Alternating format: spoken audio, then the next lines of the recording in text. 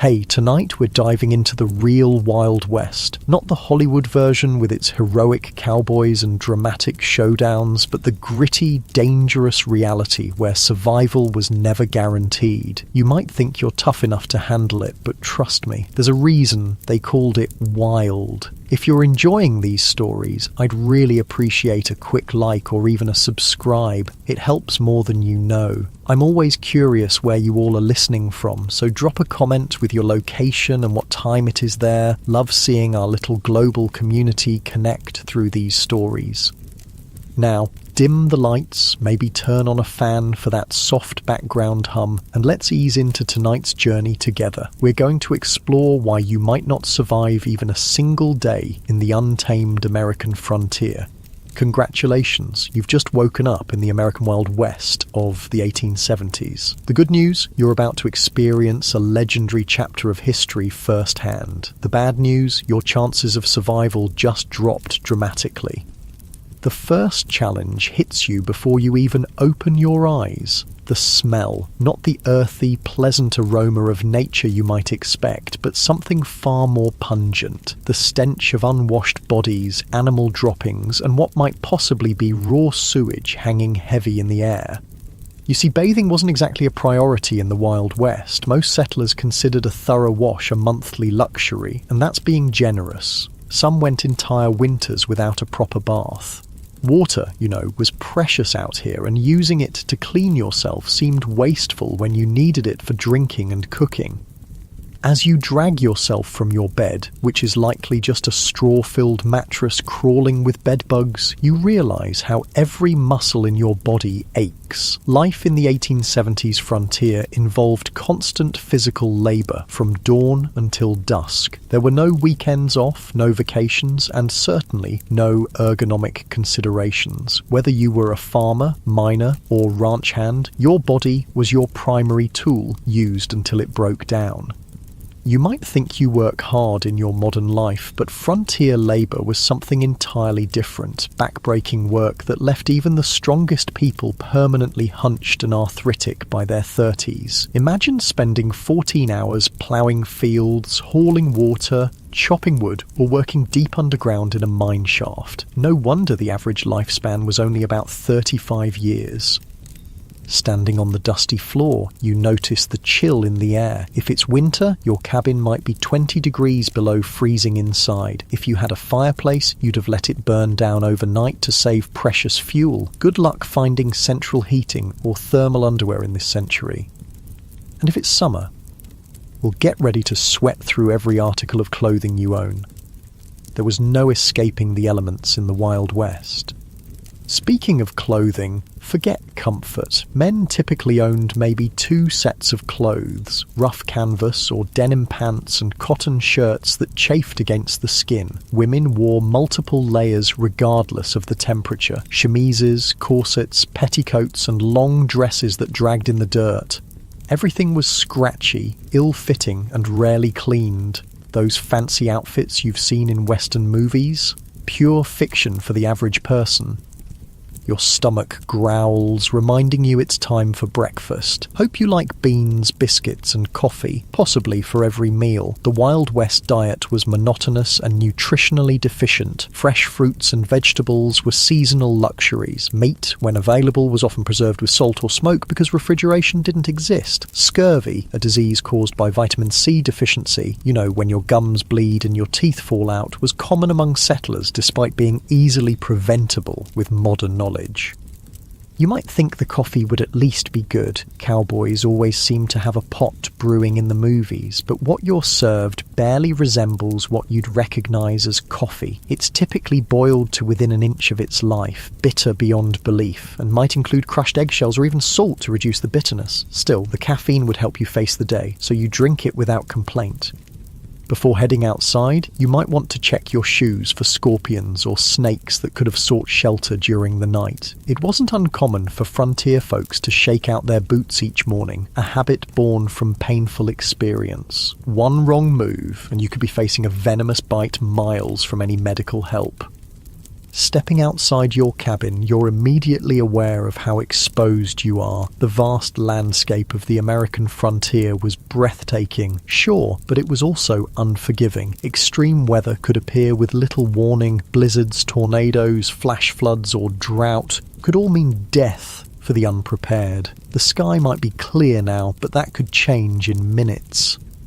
If you've settled in a frontier town, you might think civilization offers some protection. In some ways, that's true. In others, it just presents different dangers. Towns in the Wild West were hotbeds of disease. Without proper sewage systems or understanding of germ theory, illnesses spread rapidly through communities. Cholera, typhoid, smallpox, diphtheria, and tuberculosis were constant threats. An outbreak could wipe out half a town in weeks.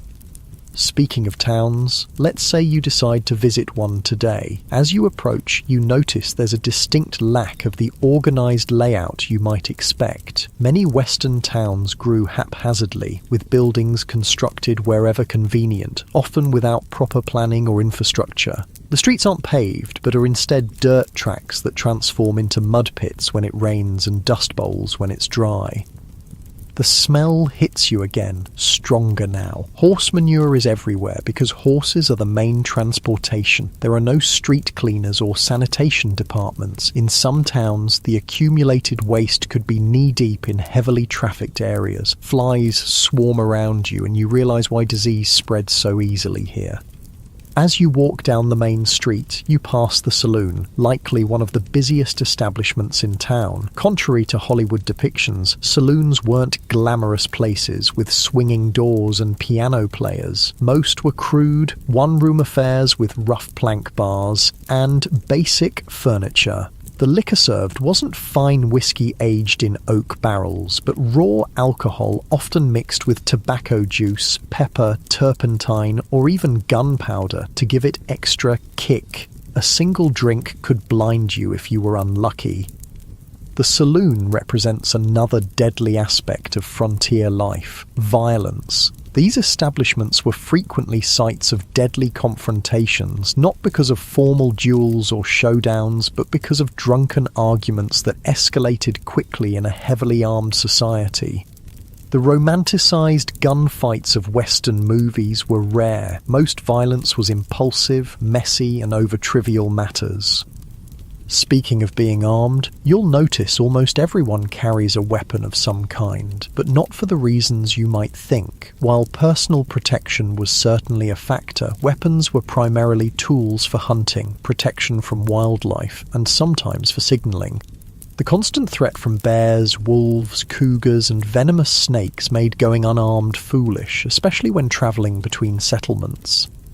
You might be surprised to learn that many frontier towns actually had strict gun control laws. Places like Dodge City, Kansas, and Tombstone, Arizona required visitors to surrender their firearms when entering town limits. The famous gunfight at the OK Corral actually started because the Clanton gang refused to comply with Tombstone's weapons ordinance.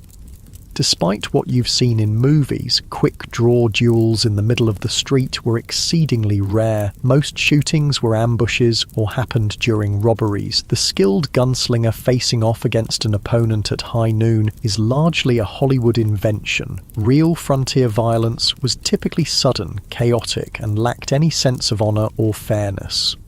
As you continue your walk, you pass the local doctor's office. Medical care in the 1870s frontier would horrify you. Most doctors had little or no formal training. Surgical procedures were performed without anesthesia beyond whiskey or morphine, and sterilization was virtually unknown. Something as simple as an infected cut could lead to amputation or death.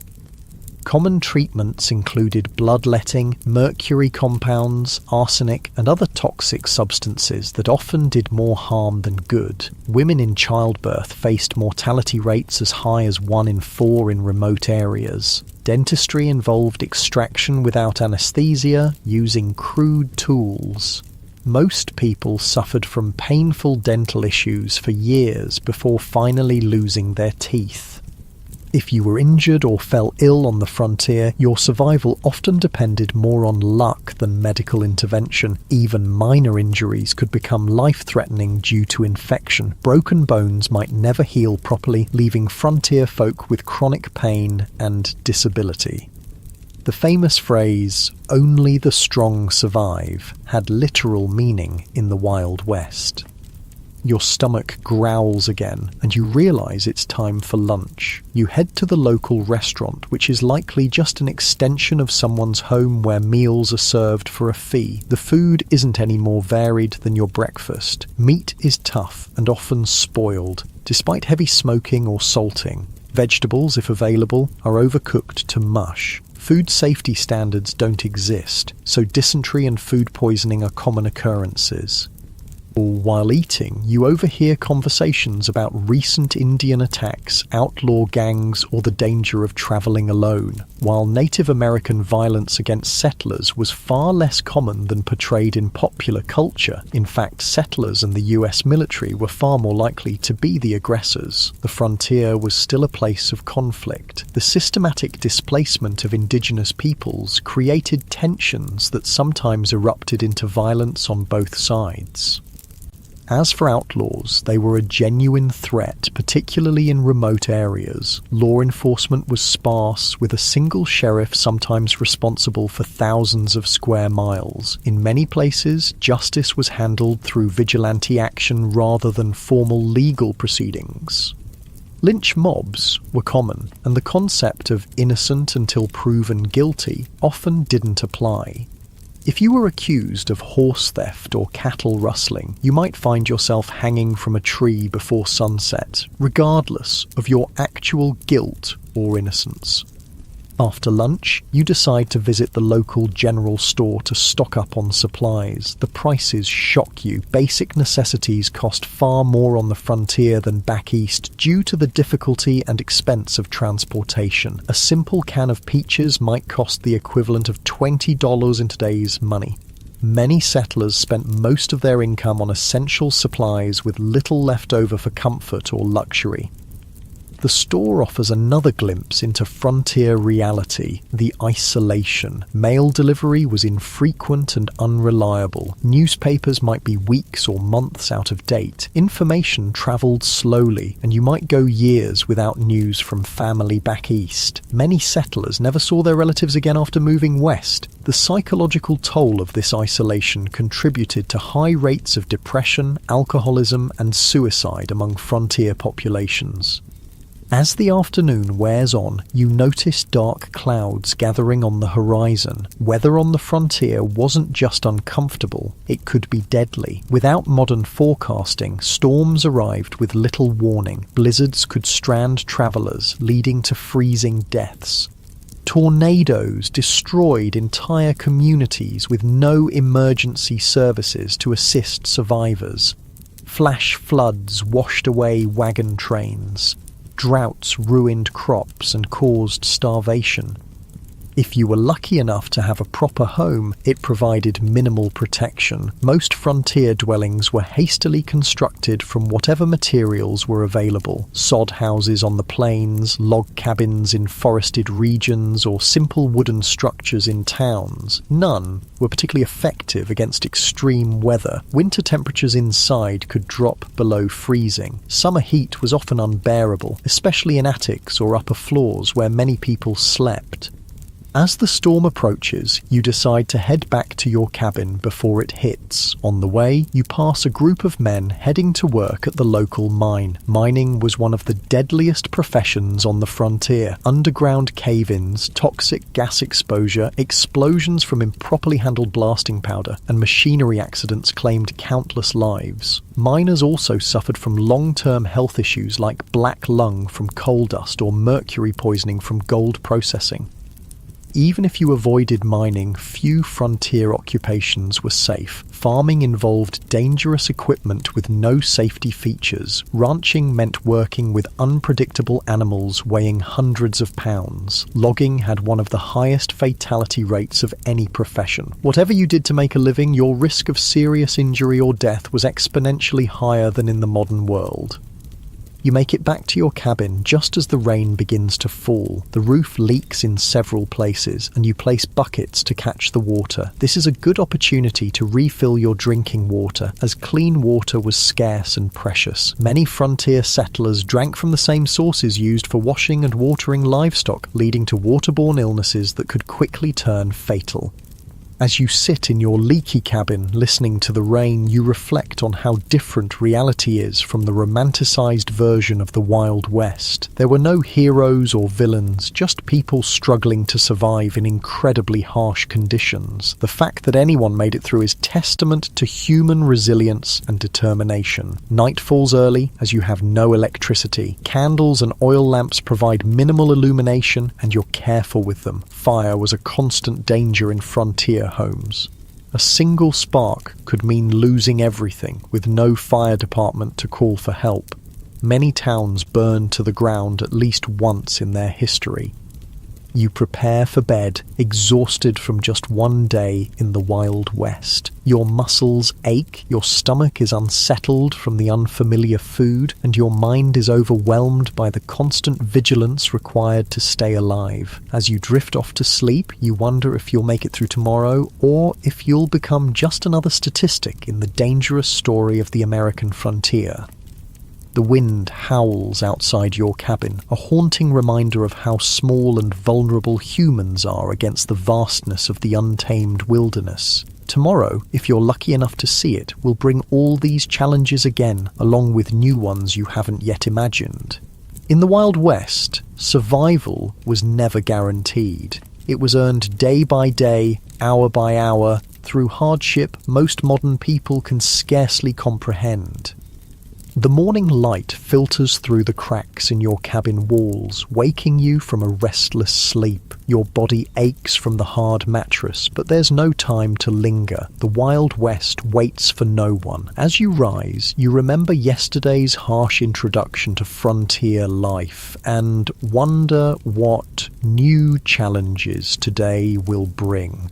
Let's say you decide to leave town today to travel across the frontier. Whether you're heading to another settlement, joining a wagon train west, or simply exploring, travel in the 1870s was an entirely different experience than what you're used to. The good news is that by this time, the Transcontinental Railroad had been completed, connecting the east and west coasts of America. The bad news? Unless you were relatively wealthy or traveling between major cities, you probably couldn't afford to use it. Most frontier folks traveled by horse, wagon, or simply on foot. If you owned a horse, consider yourself fortunate. Horses were expensive to buy and maintain, putting them out of reach for many settlers. A good horse might cost the equivalent of several months' wages. Then you needed saddles, bridles, feed, and veterinary care, though veterinary care often meant shooting the animal if it broke a leg or developed certain illnesses. Riding itself was no pleasure cruise. Saddles in the 1870s weren't designed for comfort, but for function. Hours in the saddle left even experienced riders with blisters and aching muscles. And if your horse spooked at a snake or sudden noise, which happened frequently, you could easily be thrown, potentially suffering broken bones or worse miles from any help. If you couldn't afford a horse, you might travel by wagon. Forget the romantic image of pioneers cheerfully rolling across pristine prairies. Wagon travel was brutally uncomfortable. The vehicles had no suspension system beyond the slight give in wooden wheels, meaning you felt every rock, rut, and hole in the trail. The constant jarring caused wagon sickness, similar to seasickness, leaving travelers nauseous and miserable. Roads, if they existed at all, were typically just dirt tracks carved by previous travellers. After rain, they became muddy quagmires where wagons could sink axle deep. During dry periods, the dust was so thick you could barely breathe or see. Wagons frequently broke down, with wheels cracking or axles snapping miles from the nearest settlement. Let's say you've decided to journey all the way to California or Oregon. You've joined a wagon train heading west on the famous Oregon Trail. This 2,000-mile journey was one of the most perilous undertakings of the 19th century. Of the approximately 400,000 people who attempted it between the 1840s and 1860s, an estimated 1 in 10 didn't survive. The Oregon Trail was sometimes called the nation's longest graveyard. Some historians estimate that an average of 10-15 people died for every mile of the trail. Think about that. A grave every 350 feet or so for 2,000 miles. The trail was lined with makeshift crosses and stone markers, many without names, as families were forced to bury loved ones and continue their journey. Disease was the #1 killer on the Oregon Trail. Cholera, a bacterial infection spread through contaminated water, was particularly devastating. This horrible illness, caused severe diarrhea and vomiting, draining the body of fluid so quickly that a person could be healthy at breakfast and dead by dinner. There was no effective treatment available. Wagon trains would sometimes lose dozens of people in a single cholera outbreak. Other diseases like dysentery, typhoid, and mountain fever claimed countless lives. Children were especially vulnerable, with many families losing multiple children during the journey. Medical care was rudimentary at best, often consisting of folk remedies that did little to help and sometimes made conditions worse.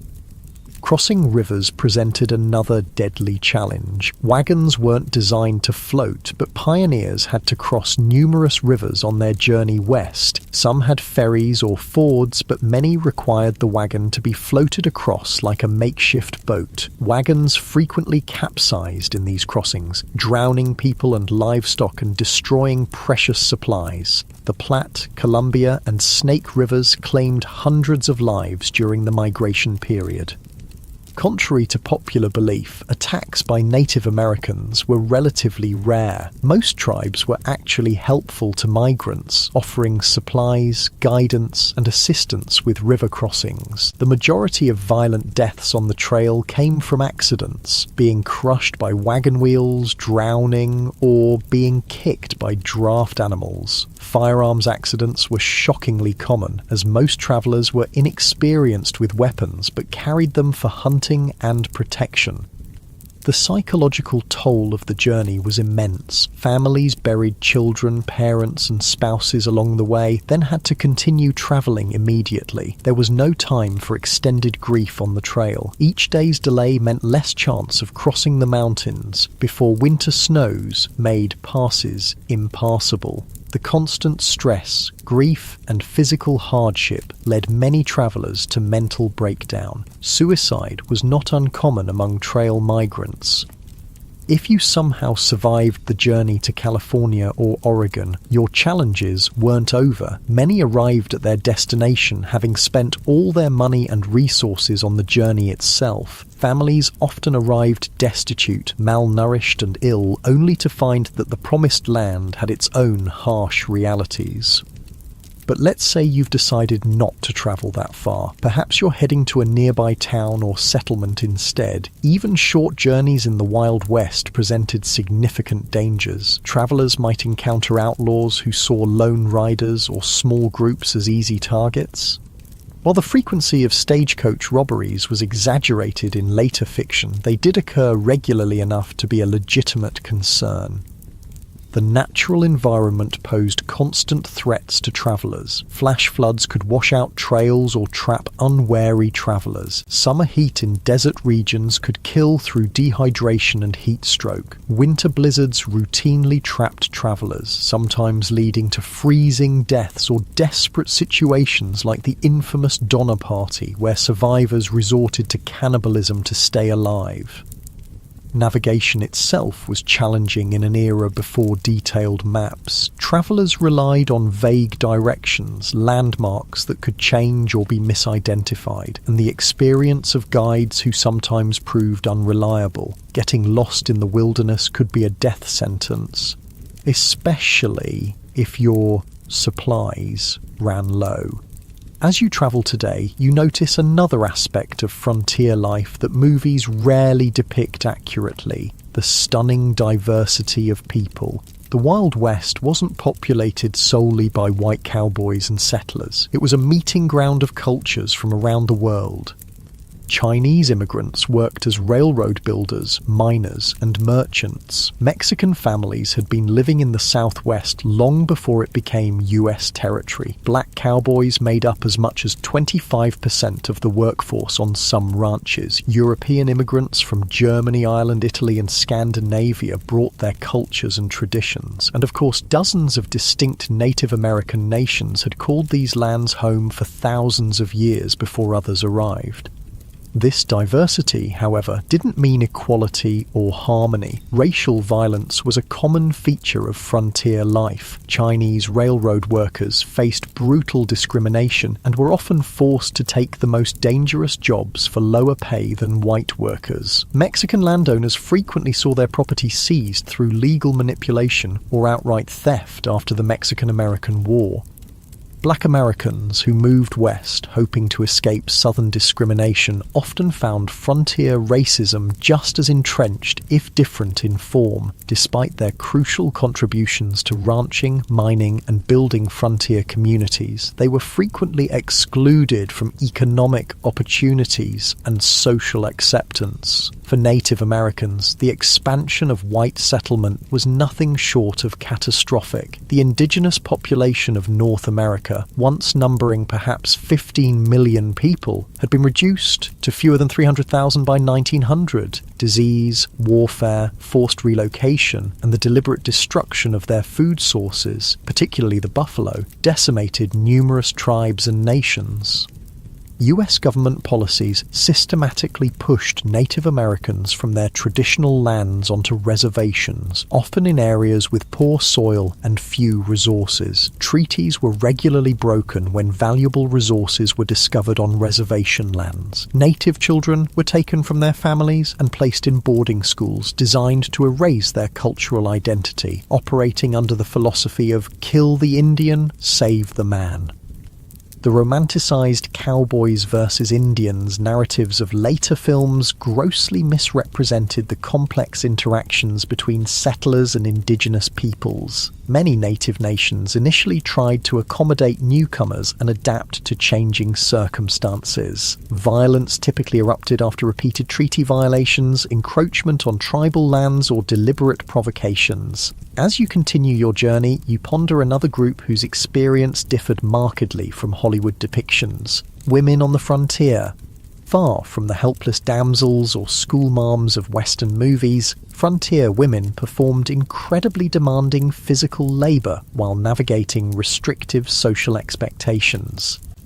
On homesteads and farms, women not only handled traditional domestic duties like cooking, cleaning, childcare, and making clothing, but also worked in the fields, tended livestock, and defended the home when necessary. Their workday typically started before dawn and ended well after dark, with few, if any, days of rest. A frontier woman might need to plough fields in the morning, deliver a neighbour's baby at midday, fight off predators threatening the livestock in the afternoon, and still prepare meals and care for her own children throughout. Many women became widows young due to the dangerous nature of frontier life and had to manage farms or businesses alone while raising children. Despite their essential contributions, women had few legal rights. In most territories and states, they couldn't vote, own property independently if married, or have custody of their children in the event of divorce. Domestic violence was considered a private matter, with little legal recourse available to victims. For unmarried women, options were severely limited. Teaching was one of the few respectable professions, though female teachers were paid significantly less than their male counterparts, and were often expected to resign upon marriage. Some women found economic independence through running boarding houses, working as nurses, or establishing millinery or dressmaking businesses. Then there were the soiled doves, prostitutes who worked in frontier brothels and saloons. While later mythology romanticized these women, the reality was typically grim. Many entered the profession out of economic desperation after being widowed or abandoned. Physical abuse, drug addiction, and venereal disease were common hazards of the work. Even those who managed to earn substantial money found themselves socially ostracized and unable to transition to more respectable positions. Some women did find greater freedom on the frontier than they might have back east. The shortage of women in Western territories gave them more marriage options and sometimes better treatment as communities competed to attract and keep female residents. A few territories like Wyoming and Utah granted women voting rights decades before the 19th Amendment, recognizing their essential contributions to frontier development. As the day wears on and you continue travelling, you might wonder about law enforcement in this supposedly lawless land. The reality was complex and varied widely by location. Major cities and towns typically had some form of organised law enforcement, but vast rural areas had minimal, if any, official protection. County sheriffs were elected officials responsible for maintaining order across sometimes enormous territories. A single sheriff might be the only law enforcement for thousands of square miles, making regular patrols impossible. They relied heavily on deputizing ordinary citizens during emergencies, creating posses to pursue criminals or respond to violence. Town marshals handled law enforcement within town limits, sometimes with a few deputies in larger settlements. These positions were often dangerous and poorly paid, attracting a mix of dedicated public servants and those who enjoyed the power the badge provided. Some famous lawmen, like Wyatt Earp, moved between legitimate law enforcement and more questionable enterprises throughout their careers. Federal marshals had jurisdiction throughout territories and states but were few in number. They typically focused on major crimes like counterfeiting, mail robbery, or offences involving multiple jurisdictions. The legendary U.S. Marshals of Western movies, single-handedly bringing law to lawless towns, were largely fictional creations. In many remote areas, justice was handled through informal community action rather than official legal processes. Vigilante groups formed to address perceived threats when formal law enforcement was absent or ineffective. Sometimes these groups maintained basic order, but they could easily become vehicles for prejudice, personal vendettas, or mob violence.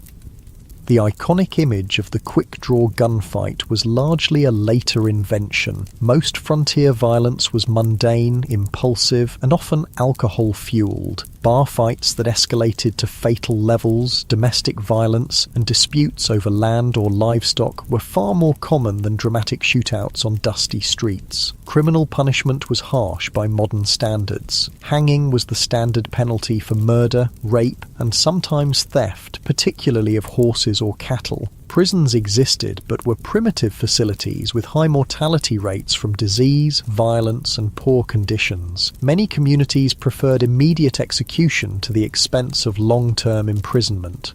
As evening approaches, you decide to seek shelter for the night. If you're lucky, you might find a town with a hotel or boarding house. Don't expect luxury. Frontier accommodations were basic at best. A typical hotel room would have a simple bed, possibly infested with bed bugs, a washstand with a pitcher and basin, and perhaps a chair. Bathroom facilities would be an outhouse in the back, shared by all guests.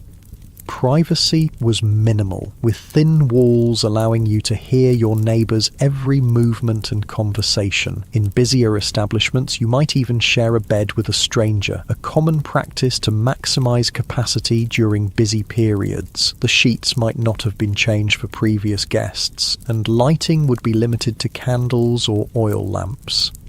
A night's lodging would cost between 25 cents and $1, depending on the establishment's quality and location. This represented a significant expense for many travellers, equivalent to several hours' wages for an average worker. Many chose to sleep in stables, barns, or simply under the stars to save money, despite the additional risks these options presented. If you were travelling through more remote areas, you'd likely camp for the night. This meant building a fire, assuming you could find enough fuel, preparing a meal from your limited supplies, and sleeping on the ground with minimal protection from the elements or wildlife. Indigenous peoples, experienced travellers, and military scouts had sophisticated techniques for safe camping, but the average settler often made dangerous mistakes. Proper fire management was literally a matter of life and death. A fire built too large could spark a prairie or forest fire that could consume thousands of acres in hours. One built too small might not provide enough warmth during cold nights, leading to hypothermia. Campfire cooking required skills most modern people lack, often resulting in meals that were simultaneously burnt and raw. As night falls fully and you prepare to sleep, the sounds of the frontier darkness surround you. Coyotes howl in the distance, unfamiliar birds call, the wind whispers through grass or trees. For people accustomed to modern light and noise pollution, the profound darkness and strange sounds of wilderness nights often triggered intense anxiety.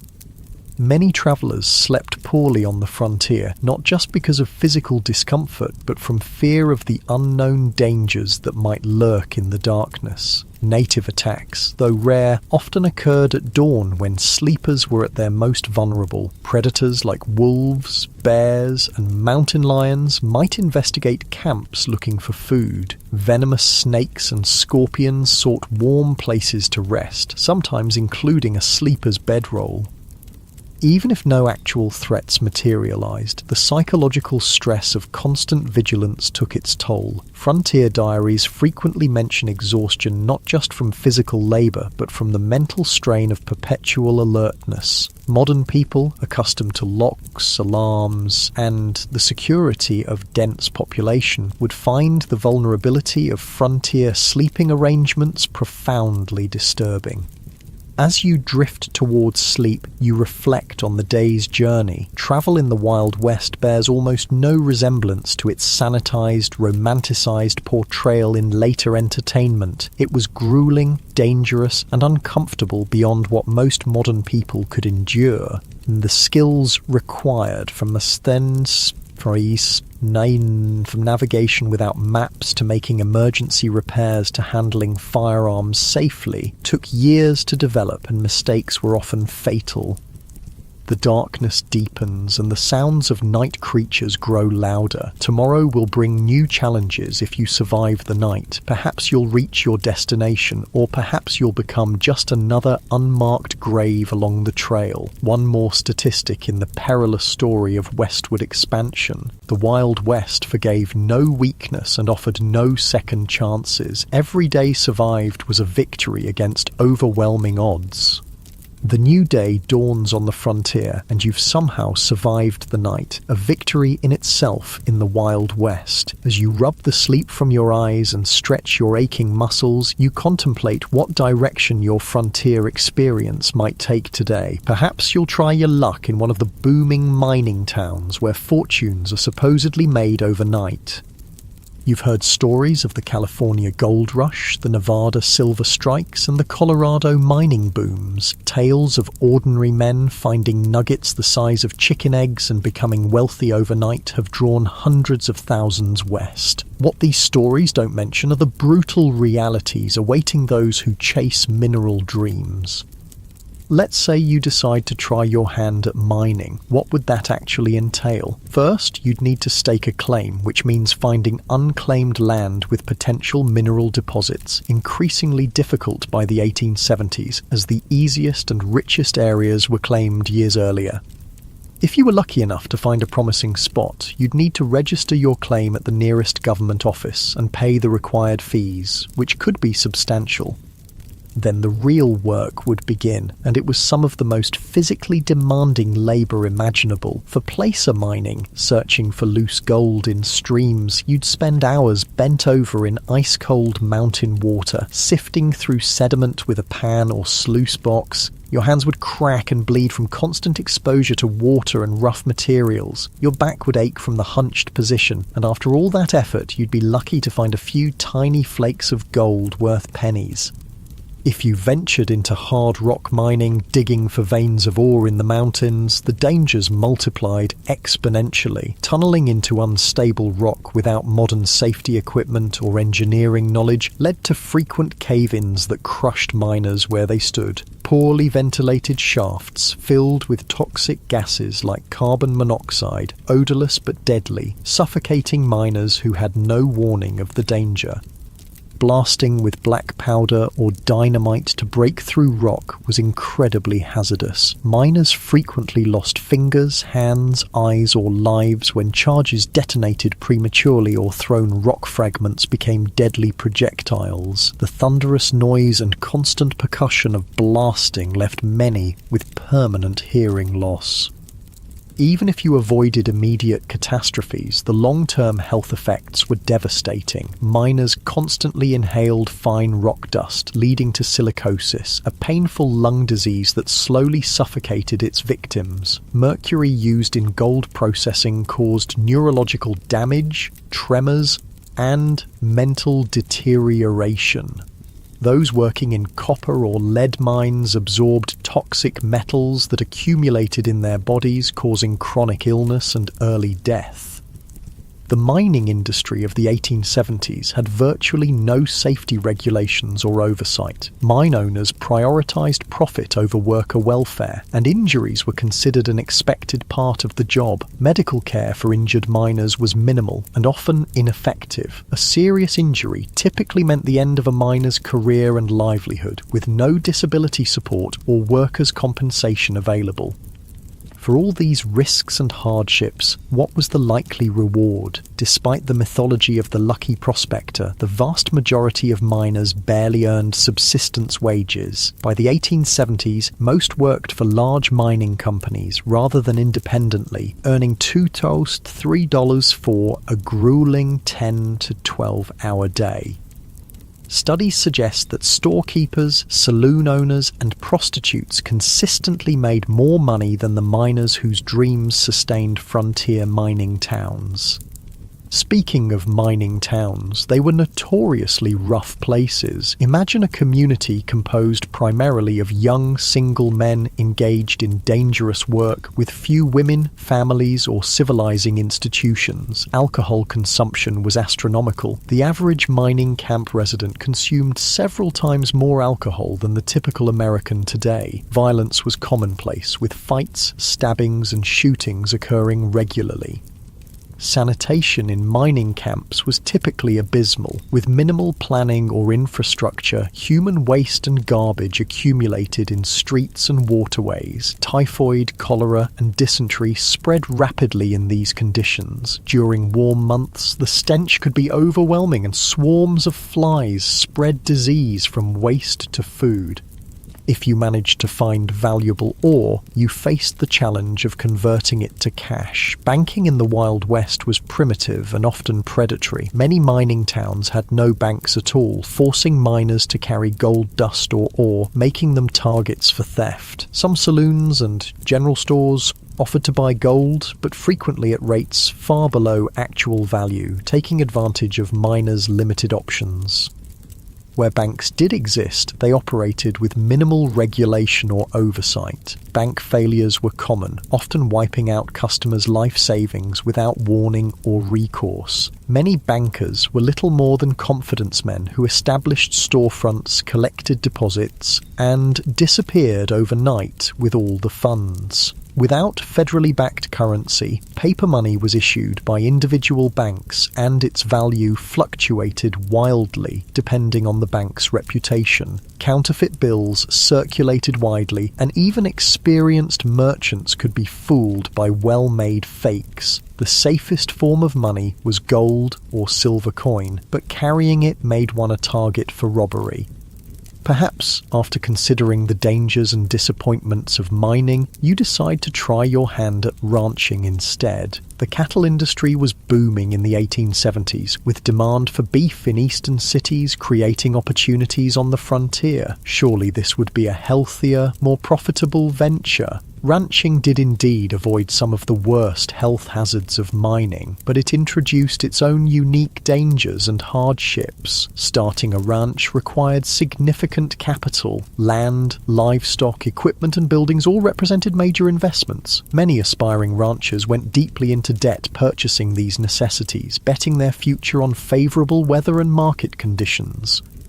Nature often had other plans. Droughts could wither grazing lands and dry up crucial water sources, forcing ranchers to either watch their cattle starve or sell at devastating losses. Harsh winters could kill entire herds, as happened in the infamous Great Die-Up of 1886 to 1887, when up to 90% of cattle on northern ranges froze or starved to death during unusually severe weather. Disease could sweep through herds, wiping out a rancher's investment overnight. Texas fever, anthrax, and other infectious diseases had no effective treatments in the 1870s. Predators like wolves and cougars took a constant toll on livestock, particularly vulnerable calves. Poisonous plants, quicksand, and injuries further reduced herds.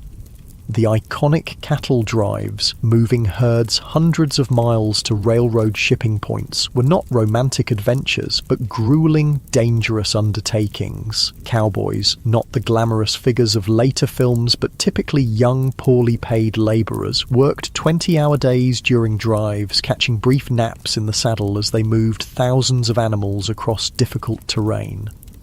These drives faced constant threats. River crossings could turn deadly in minutes if animals panicked, creating deadly pile-ups that drowned cattle and cowboys alike. Stampedes, which could be triggered by something as simple as a lightning strike or a snapping twig, turned thousands of 1,500-pound animals into an unstoppable destructive force. Cowboys caught in stampedes were often trampled to death. The cowboy's life was far from the freedom portrayed in Western mythology. They typically earned about $30 per month for exhausting, dangerous work. Most were very young men, often teenagers, from poor backgrounds with few other options. A significant percentage were black, Mexican, or mixed-race individuals facing discrimination that limited their opportunities elsewhere. Their diet on the trail consisted mainly of beans, salt pork, and biscuits, with minimal fresh food. Medical care was limited to whatever the trail cook might know about folk remedies. Injuries, common in such dangerous work, often went untreated until they became life-threatening. Many cowboys died young from injuries, exposure, or violence. Perhaps ranching doesn't appeal after all. What about farming? Surely growing food, the most fundamental of human activities, would offer a more stable and less dangerous way of life on the frontier.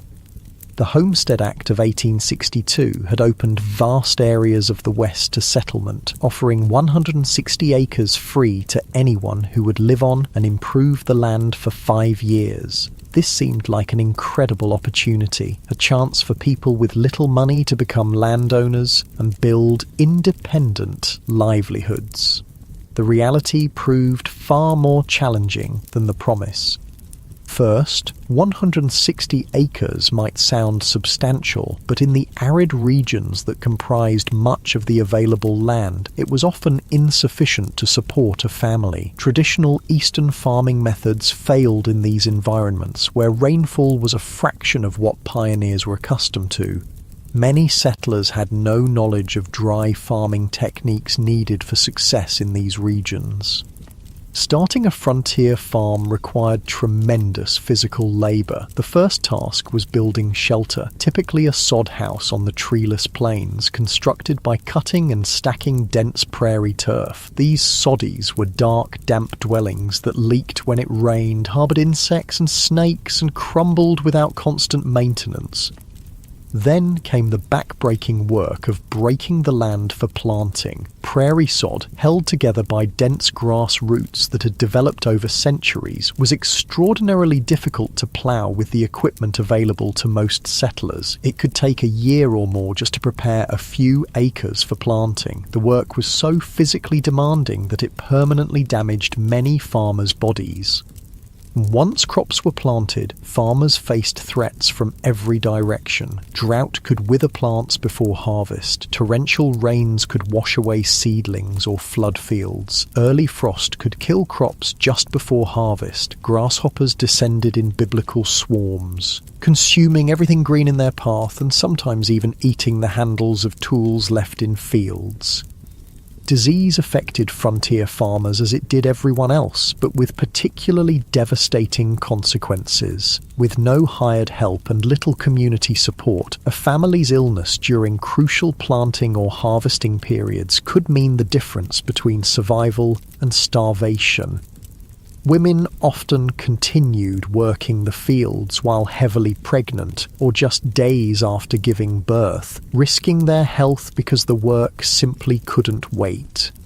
Farm accidents were common and often fatal. Homemade tools broke and caused injuries. Animals panicked and trampled their handlers. Even successful harvests could turn deadly. Numerous farmers died when they fell into grain storage bins and suffocated in the loose grain, or when poorly constructed storage buildings collapsed under the weight of their contents.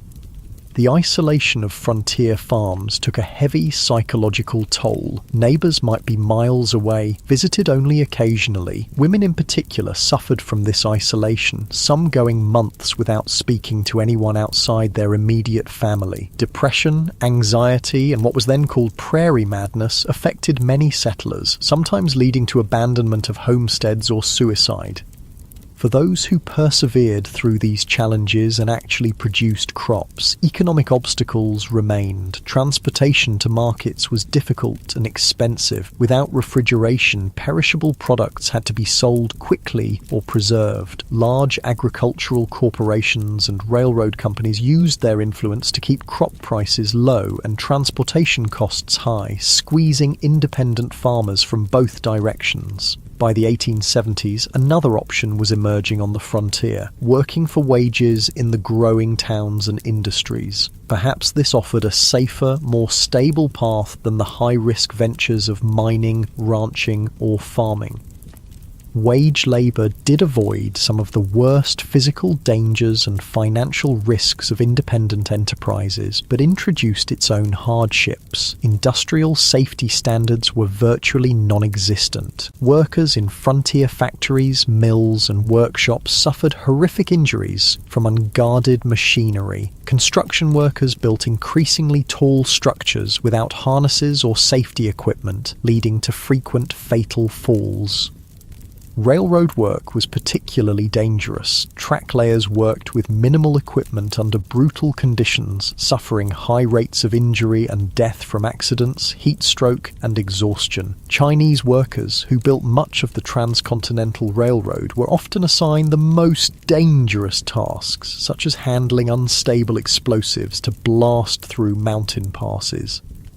Working hours were long by modern standards, typically 10-12 hours per day, 6 days per week. Pay was low, with most workers barely earning subsistence wages. Child labour was common, with children as young as 8 or 9 working alongside adults in many industries, often suffering higher injury rates due to their size and inexperience.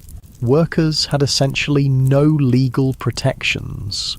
Employers could fire people without cause, reduce wages arbitrarily, or withhold pay entirely. Those who complained or attempted to organise for better conditions faced blacklisting, being marked as troublemakers who no other employer in the region would hire.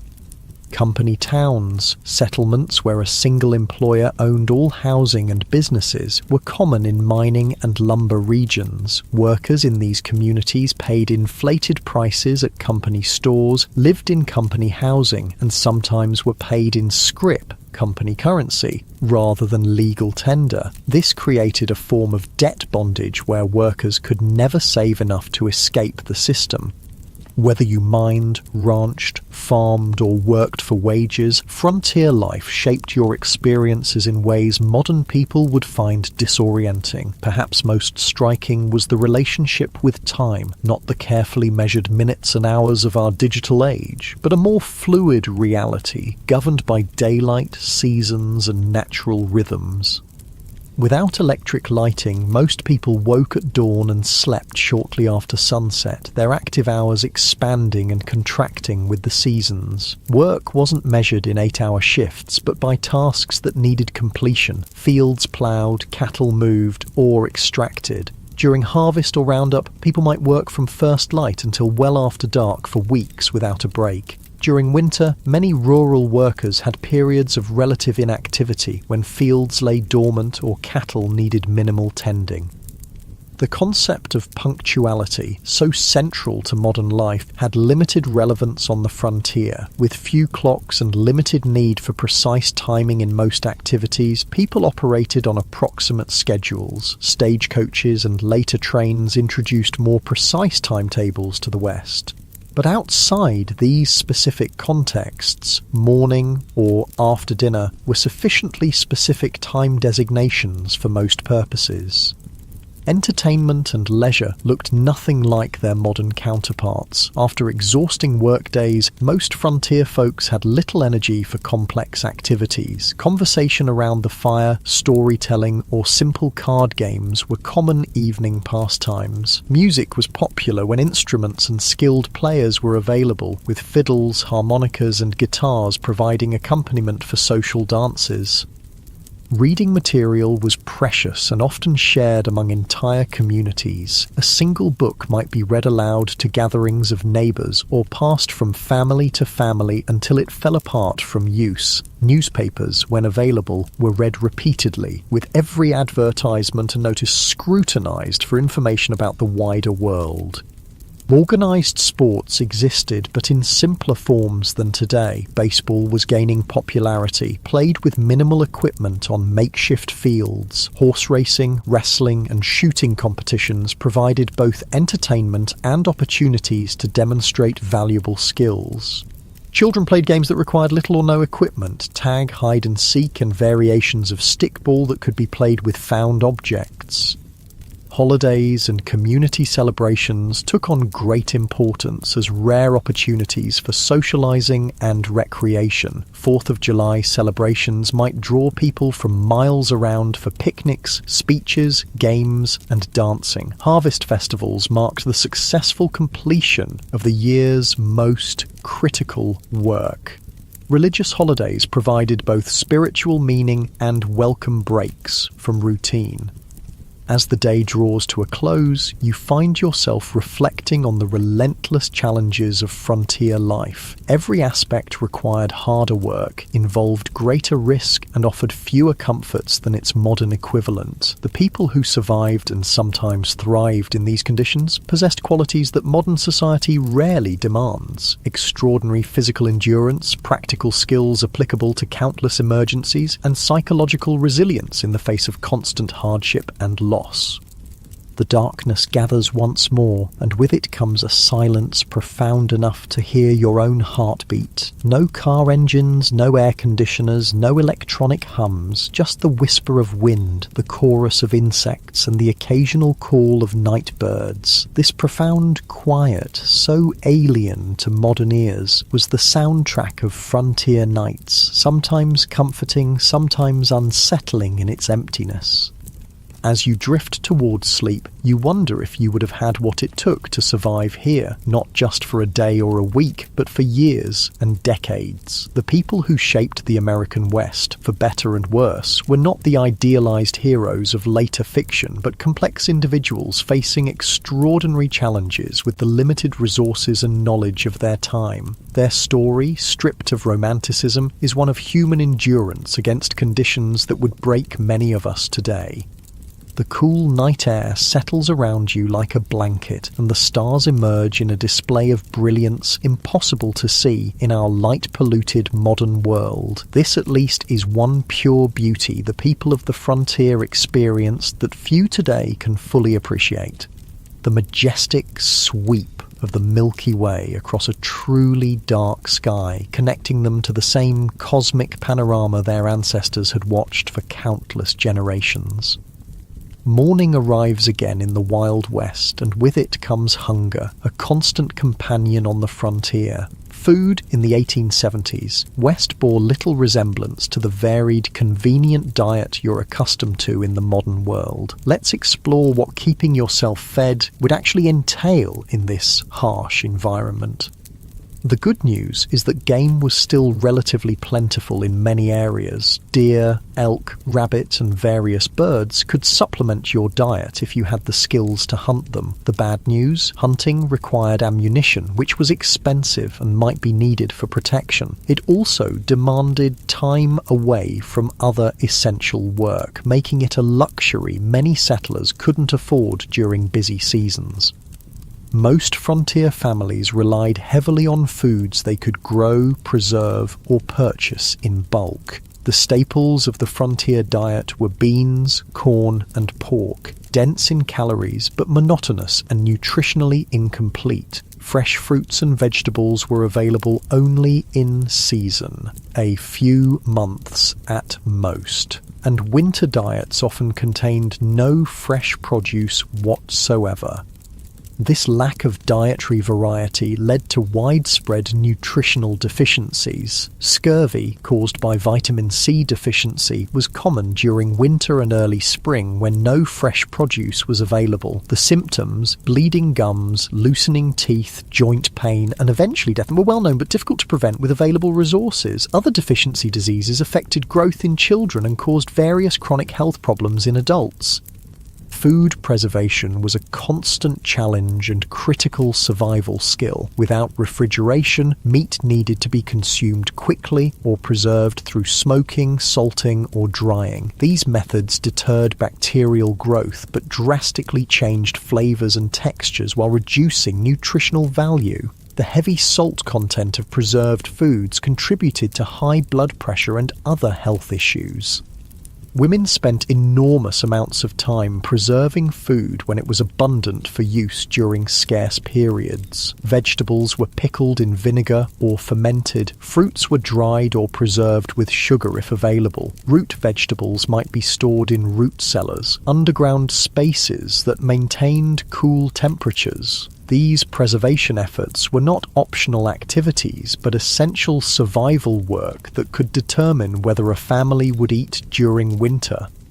Food storage presented its own problems. Properly prepared preserved foods could last months or even years, but improper techniques led to spoilage and potentially deadly food poisoning. Additionally, stored food attracted pests. Rats, mice, and insects consumed portions of most stored food supplies, and their droppings contaminated what remained. Most frontier families simply accepted a certain amount of insect parts and rodent droppings in their flour, beans, and other staples as unavoidable.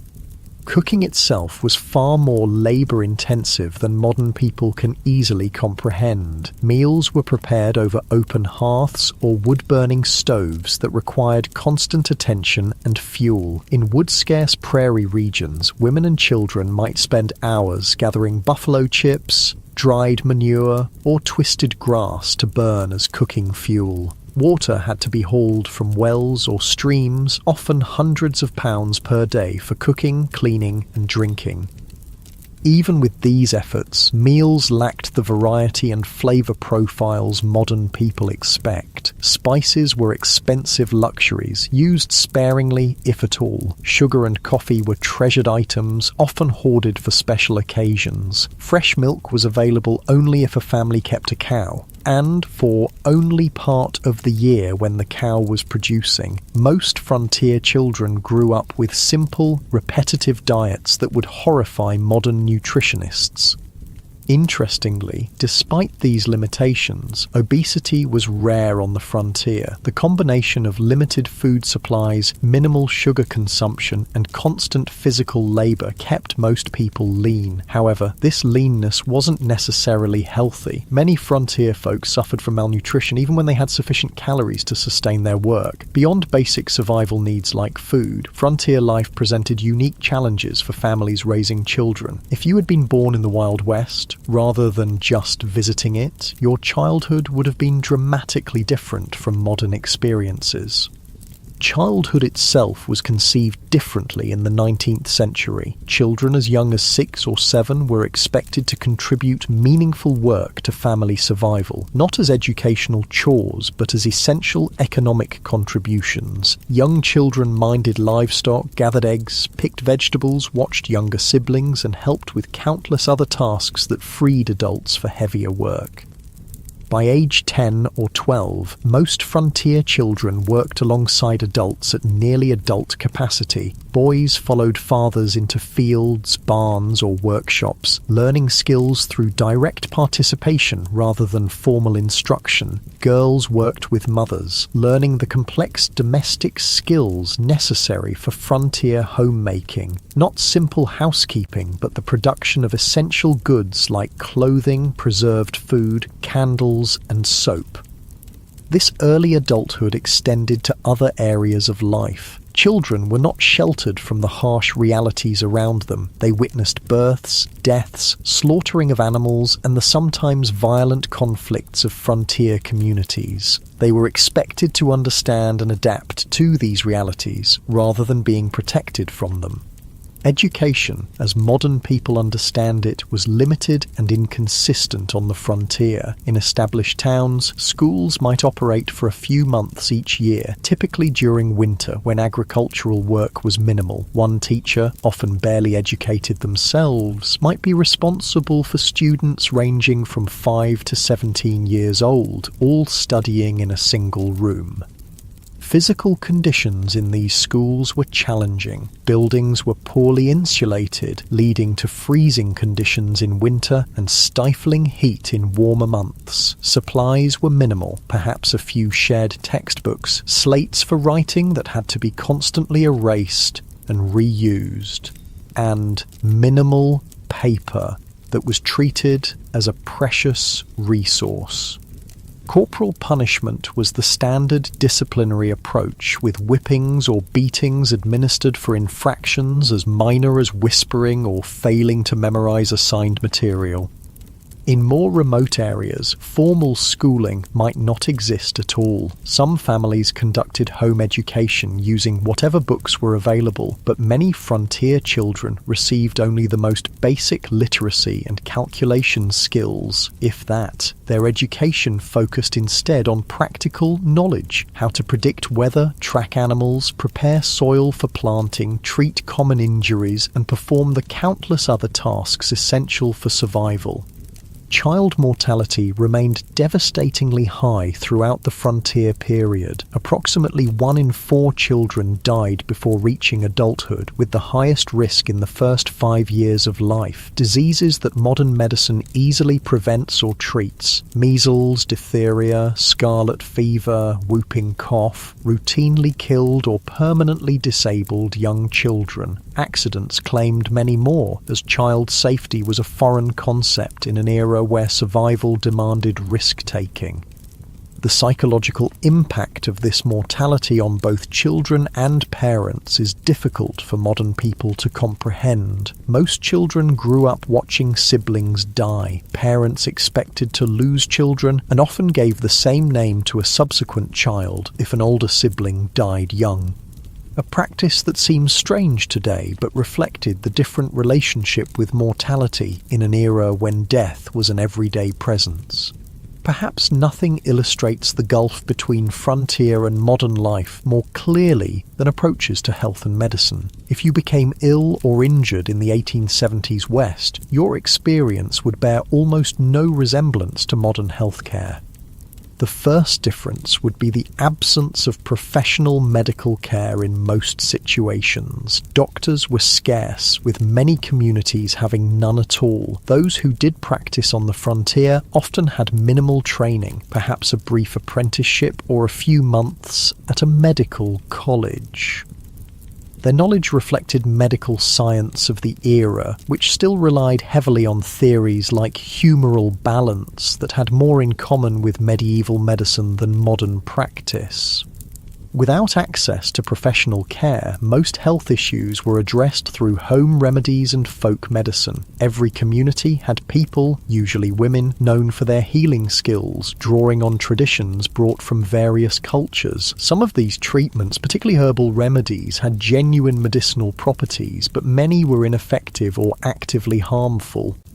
Common medical treatments of the era included bloodletting, which weakened already ill patients, purgatives that caused severe diarrhea, supposedly to expel bad humours, and poultices of various substances applied to wounds, some of which introduced infection rather than preventing it.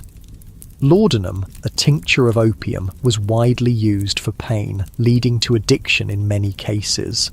Mercury compounds were prescribed for numerous conditions despite their toxicity. Even when treatments had some validity, impure medications caused problems. Without pharmaceutical regulations or standardization, commercially sold medicines varied wildly in potency and often contained dangerous contaminants. Many patent medicines marketed as cure-alls contained primarily alcohol, providing temporary relief through intoxication rather than addressing underlying conditions. Surgery in frontier conditions was particularly horrific. Without effective anesthesia, beyond alcohol, whiskey, or opium, patients endured excruciating pain during procedures. Sterilization was unknown or inconsistently practiced, leading to rampant post-surgical infections. Amputation was the standard treatment for serious limb injuries, performed with saws and knives that might be wiped clean but never properly sterilized. Childbirth represented perhaps the starkest contrast between frontier and modern medical experiences. Women typically gave birth at home, attended by a midwife if one was available, or female relatives if not. Without prenatal care, many complications weren't identified until labour was underway. Breech births, hemorrhage, and other emergencies that modern medicine handles routinely often resulted in the death of mother, child, or both. Maternal mortality rates on the frontier were approximately 1 death per 100 births, more than 100 times higher than in developed countries today. Many women approached each pregnancy knowing it might be their last experience in life. Men's diaries and letters from the period frequently mention the heartbreaking reality of raising children alone after losing wives in childbirth. The combined impact of inadequate nutrition, constant physical strain, minimal preventive care, and primitive treatment options meant that frontier populations experienced health outcomes more similar to developing nations today than to modern America. Life expectancy at birth was under 40 years, with those surviving childhood likely to suffer chronic health problems by their 50s if they lived that long. Beyond these material hardships, frontier life imposed a form of isolation and disconnection that modern people, accustomed to instant global communication, would find almost unbearable. This isolation shaped frontier psychology and culture in profound ways. Communication with distant family or friends occurred at the speed of physical transportation. Letters took weeks or months to reach recipients, if they arrived at all. News travelled slowly and unreliably, often distorted through retelling. Major events might not become known in remote areas until months after they occurred. This information vacuum contributed to a highly localised worldview where distant events seemed abstract and irrelevant compared to immediate community concerns. The isolation was particularly difficult for those accustomed to more settled environments. Women who had grown up with close female friendships and family networks often found themselves alone for days or weeks while husbands travelled for supplies or work. Their diaries frequently mention crippling loneliness and the psychological strain of having no adult conversation for extended periods.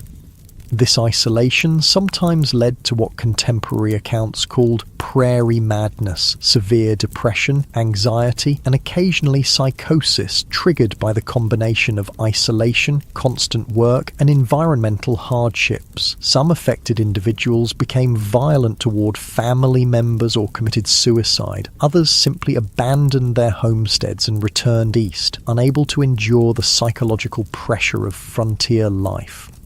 Even in established communities, social connections were limited by practical constraints. Visiting neighbours might require travelling several miles each way, a significant undertaking when time was precious and transportation limited to walking or horseback. Formal social gatherings were infrequent, typically centred around church services, seasonal celebrations, or community work events like barn raisings or harvest festivals. Churches played a crucial role in frontier communities beyond their spiritual function. They served as social hubs, educational centres, and mutual aid societies. Even those with limited religious conviction often participated in church activities for the community connection they provided. Religious leaders, ministers, priests, or lay preachers frequently took on roles far beyond religious guidance, serving as teachers, dispute mediators, and community organisers.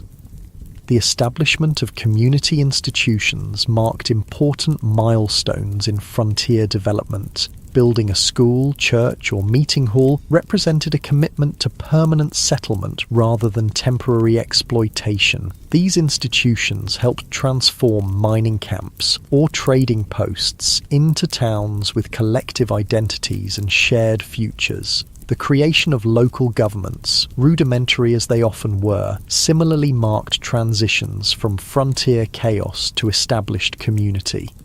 Frontier communities also developed distinctive forms of mutual aid and collective action necessary for survival in harsh conditions. Barn raisings and house raisings allowed families to complete large construction projects impossible for individual households. Harvest teams moved from farm to farm, ensuring crops were gathered before weather could destroy them. Spontaneous search parties formed when children went missing.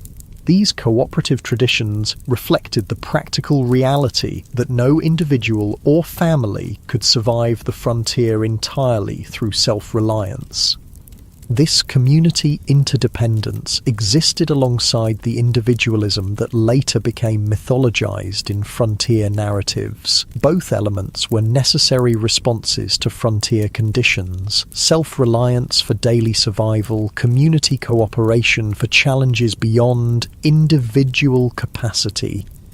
The tension between these values shaped frontier culture and continues to influence American attitudes toward government, community, and individual responsibility. As another day in the Wild West draws to a close, you find yourself contemplating the mental and emotional resilience required to endure such conditions year after year. The people who populated the American frontier weren't superhuman. They suffered, struggled, and sometimes broke under the relentless pressure of their environment. But many adapted and persevered, developing skills and perspectives that allowed them to find meaning and even joy amid hardship. The darkness settles around you once more, bringing with it the profound silence of the pre-industrial night. The day's experiences have given you a glimpse into a world both familiar and utterly alien, a world where survival required constant vigilance, where comfort was rare and luxury almost non-existent, where death was an everyday companion rather than a distant stranger. As sleep approaches, you wonder about the people who chose this life or had it thrust upon them by circumstance. What drove them west? What sustained them through blizzards, droughts, illness, and loss? What would they think of the world their struggles helped create? A world of abundance and security beyond anything they could have imagined, built on foundations they laid through exhausting labour and countless sacrifices. The questions follow you into dreams filled with endless prairies, towering mountains, and the faces of those who tamed the Wild West, not through romantic gunfights, but through the quiet heroism of daily persistence against overwhelming odds. Their story, stripped of Hollywood glamour and frontier mythology, stands as a testament to human adaptability and the extraordinary courage of ordinary people facing extraordinary challenges. Dawn breaks on what will be your final day in the Wild West. As the golden light spills across the landscape, you take a moment to appreciate the raw beauty that drew so many westward despite the dangers and hardships. The frontier was a place of stunning natural grandeur. Vast prairies rippling like oceans, mountains scraping the sky, canyons plunging into the earth's depths. This beauty, at least, wasn't a Hollywood invention. But even this relationship with the natural world differed profoundly from modern environmental perspectives. The frontier mentality viewed nature primarily as a resource to be conquered and exploited rather than preserved or protected. Timber was cut without consideration for regeneration. Game was hunted to the edge of extinction in many regions. Streams were diverted, polluted, or destroyed for mining operations with no thought for downstream consequences. The near extinction of the American bison, buffalo, stands as perhaps the starkest example of this exploitative approach. In the 1700s, an estimated 30-60 million bison roamed North America. By 1884, fewer than 1,000 remained. This devastation wasn't simply the result of hunting for food or hides, though that played a part. It was also deliberate policy, encouraged by the US government as a way to deprive Plains Indian tribes of their primary resource, forcing them onto reservations. General Philip Sheridan, a key military leader in the Plains Indian Wars, reportedly stated, "Let them kill, skin, and sell until the buffalo is exterminated. It is the only way to bring lasting peace and allow civilization to advance." Whether or not he actually spoke these exact words, they accurately reflect government policy of the era. The destruction of the buffalo herds was environmental warfare designed to break indigenous resistance by eliminating their way of life. For Native American nations across the West, the expansion of white settlement represented an apocalypse, not just physical displacement, but the collapse of economic systems, spiritual practices, and cultural identities tied to specific landscapes and resources. While early interactions sometimes involved trade and cooperation, by the 1870s most indigenous groups faced stark choices: confinement on reservations, continued resistance against overwhelming odds, or cultural assimilation. The reservation system itself represented a form of cultural genocide. Native children were forcibly removed from families and sent to boarding schools designed to kill the Indian and save the man, as Captain Richard H. Pratt, founder of the Carlisle Indian Industrial School, infamously stated. These children had their hair cut short, were forbidden from speaking their languages, practicing their religions, or maintaining their cultural identities. The intergenerational trauma from these policies continues to affect Native communities today. Armed resistance against American expansion almost invariably ended in defeat, though some groups maintained independence longer than others. The Battle of the Little Bighorn in 1876, where combined Lakota, Northern Cheyenne, and Arapaho forces defeated Lieutenant Colonel George Armstrong Custer's 7th Cavalry, represented one of the last major indigenous victories. The subsequent military campaigns against these tribes were marked by increasing brutality, including attacks on villages and the killing of women and children. The tragedy of this cultural collision was heightened by the fact that many native nations had sophisticated agricultural systems, complex governance structures, and rich cultural traditions that could have offered valuable knowledge to European settlers. The different approaches to land use and ownership created fundamental misunderstandings. Many native groups couldn't conceive of owning land any more than one could own the air or stars, making treaty negotiations over territory fundamentally problematic from the start.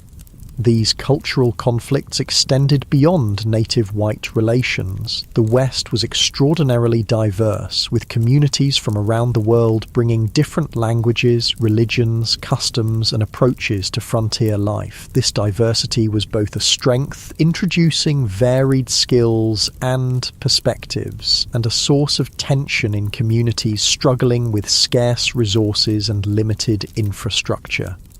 Chinese immigrants, who played crucial roles in building the transcontinental railroad and developing mining operations, faced particularly severe discrimination. The Chinese Exclusion Act of 1882, the first major American law restricting immigration based on nationality, grew from anti-Chinese sentiment that had festered for decades in Western territories. Chinese miners were frequently driven from productive claims through violence or unjust application of foreign miners' taxes. Chinese communities in frontier towns often faced riots and mass expulsions when economic conditions deteriorated. Mexican Americans, many of whom had become US citizens through territorial acquisition rather than immigration, similarly faced discrimination and displacement. Despite treaty guarantees protecting property rights following the Mexican-American War, many Mexican landowners saw their holdings taken through legal manipulation, intimidation, or outright fraud. Spanish-derived water rights systems that had functioned effectively for generations were replaced with English common law approaches less suited to arid environments. Even European immigrants found that national and religious identities continued to matter on the frontier. Irish Catholics, German Lutherans, Scandinavian Protestants, Eastern European Jews, each group tended to establish distinct communities and maintained cultural practices from their homelands. These communities provided mutual support, but sometimes became targets for nativist sentiment when economic or social tensions arose. African Americans who moved west after the Civil War hoped to find freedom from Southern oppression, but often encountered different forms of discrimination. Black cowboys, who made up approximately 25% of the workforce on some cattle operations, rarely received recognition in contemporary accounts or later mythology. Black homesteaders established communities in several Western territories, but frequently faced organized resistance from white neighbors and discriminatory application of homestead laws. The collision of these diverse groups, each with their own values, practices, and expectations, created frontier communities far more complex and conflict-ridden than later romantic depictions would suggest. The melting pot metaphor popularized in later American mythology obscured both the persistent cultural distinctiveness of various groups and the power imbalances that determined whose cultures would be preserved and whose would be suppressed. As the day progresses, you find yourself in a frontier town undergoing rapid transformation, a transition happening across the West during the 1870s and 1880s. The initial phase of settlement, characterized by individual prospectors, independent farmers, and small-scale enterprises, was giving way to more organized corporate development of Western resources. The arrival of railroads catalyzed this transition. The Transcontinental Railroad, completed in 1869, dramatically reduced travel time between east and west from months to days. Subsequent branch lines penetrated previously isolated regions, connecting them to national markets and supply chains. This transportation revolution allowed large-scale extraction of Western resources for Eastern factories and enabled mass-produced Eastern goods to flood Western markets. These economic connections accelerated the integration of Western regions into national systems, but often disadvantaged small producers. independent miners couldn't compete with large mining corporations that brought industrial methods and capital investment. Family farms struggled against agricultural enterprises operating on vast acreage. Small ranchers found themselves squeezed by cattle companies with investor backing and political connections. Corporate interests increasingly dominated political as well as economic structures. Railroad companies, mining conglomerates, timber interests, and large landholders exercised enormous influence over territorial and early state governments. Water rights, mineral claims, grazing access, and timber concessions were allocated through processes that typically favoured those with financial and political power rather than small operators or community interests. This transition from frontier to integrated region wasn't simply economic but cultural. The rough-edged mining camp or cattle town gradually acquired institutions that signalled permanence and connection to wider society. Banks, schools, churches, newspapers, theatres and fraternal organisations. Streets were surveyed and sometimes paved. Wooden structures were replaced with brick and stone buildings. Local governments enacted ordinances regulating behaviour that had previously gone ungoverned. For many who had been attracted to the frontier precisely because of its freedom from Eastern constraints, these changes represented unwelcome domestication of the wild spaces they had sought. Some continually moved westward ahead of advancing civilization, seeking new frontiers. Others struggled to adapt to increasing regulation, competition, and social expectations.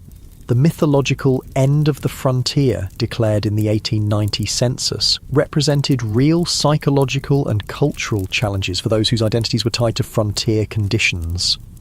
Part of this transformation involved the taming, or at least management, of frontier violence. The iconic gunfighters and outlaws who would later dominate Western mythology operated in a specific historical window when formal law enforcement was establishing itself against pre-existing systems of personal and community violence. By the 1880s and 1890s, professional police forces and court systems had replaced vigilante justice in most established communities, though remote areas still saw occasional eruptions of frontier-style conflict resolution.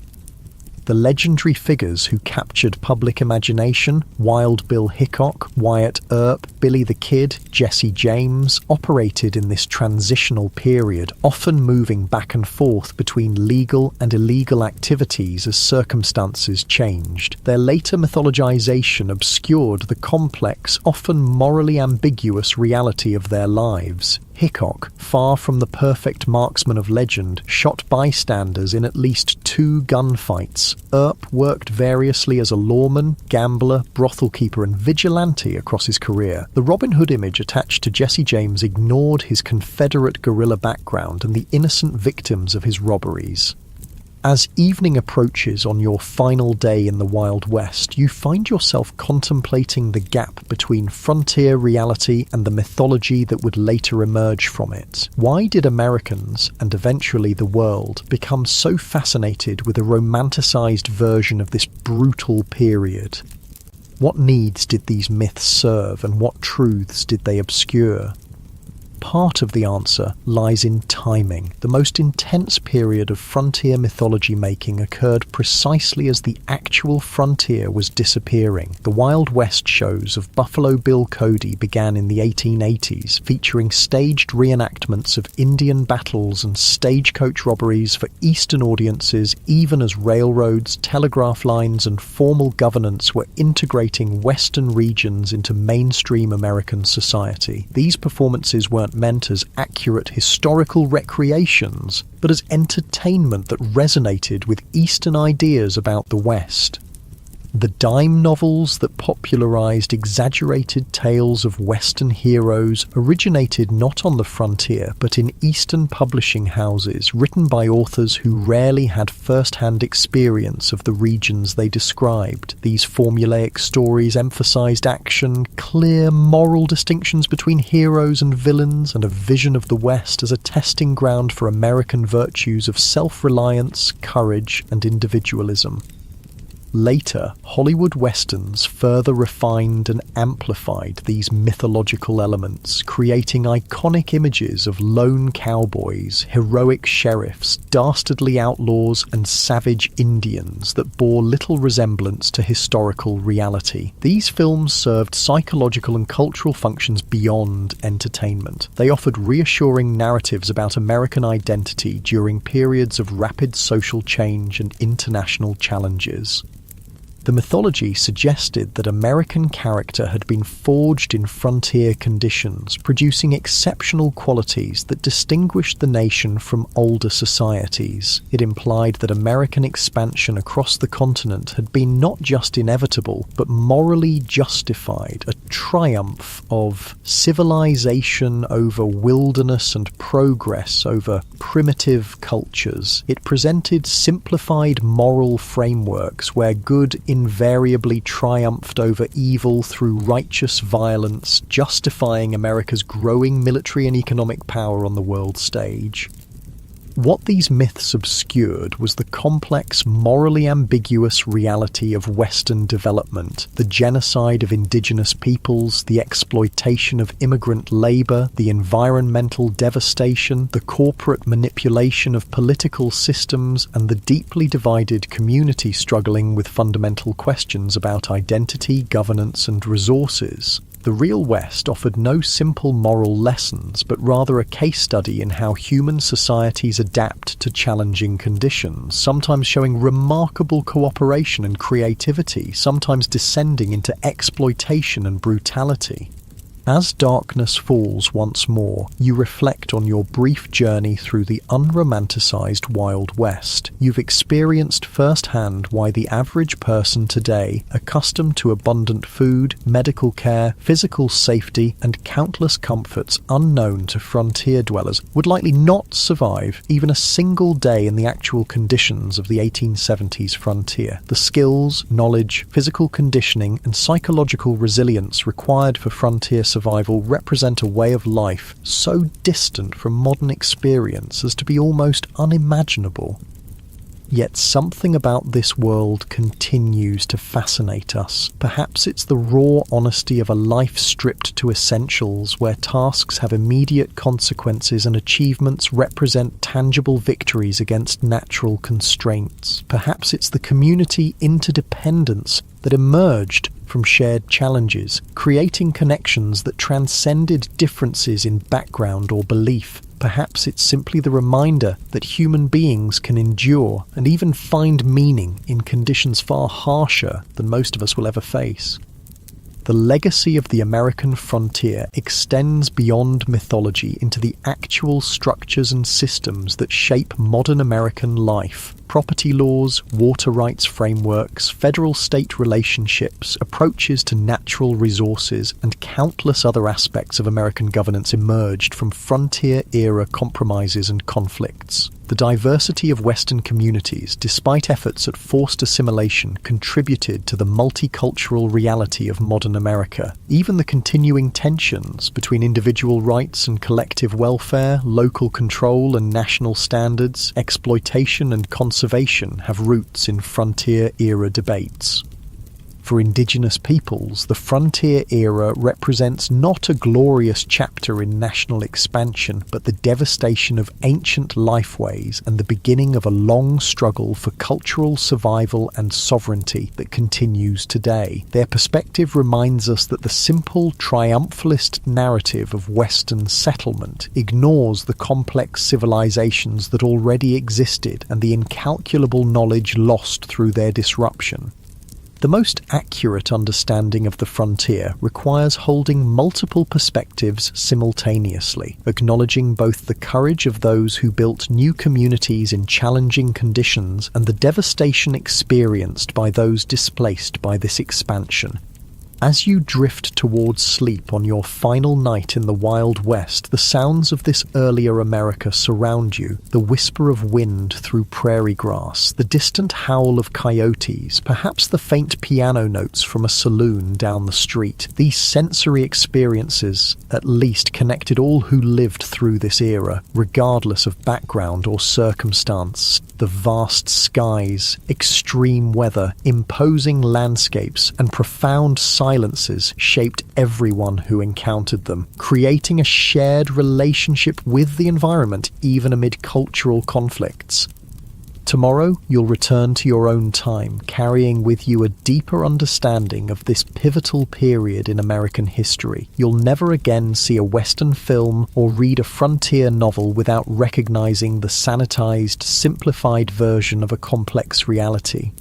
You'll appreciate the extraordinary comfort and security of modern life achieved through technological advances unimaginable to frontier dwellers.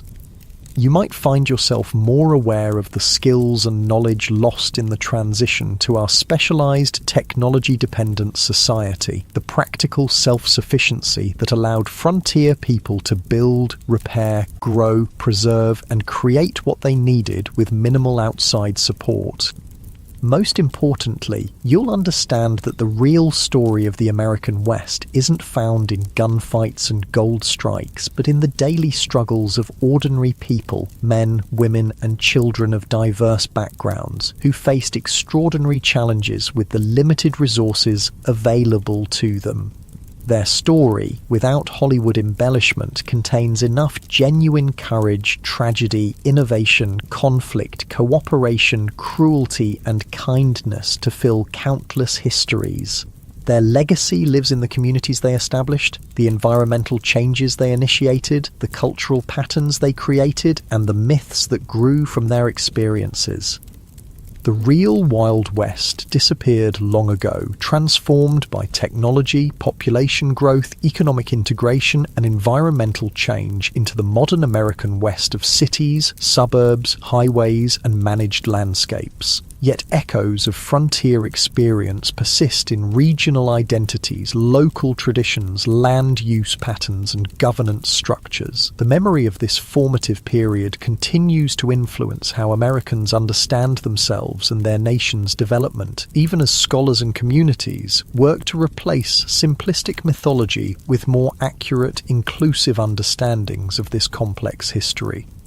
As you finally surrender to sleep, the boundary between past and present seems to blur. The challenges faced by frontier communities, adapting to environmental constraints, managing scarce resources, building functional communities among diverse populations, balancing individual freedom with collective needs, remain relevant in new forms today.